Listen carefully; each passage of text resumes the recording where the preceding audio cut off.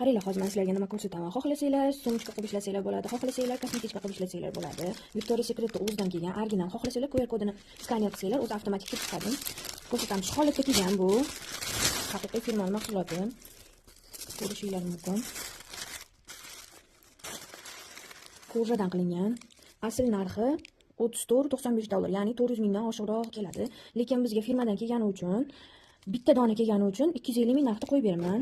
Ochilishlari. Ichida alohida yana bitta kosmetichkasi bor. Ichi. Sayohatlarga chiqqanda yoki boshqa narsalarda kosmetichka qilib ishlasanglar bo'ladi, bemalol.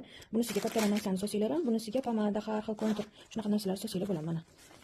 Ichlari. Victoria's Secret'ning o'ziniki.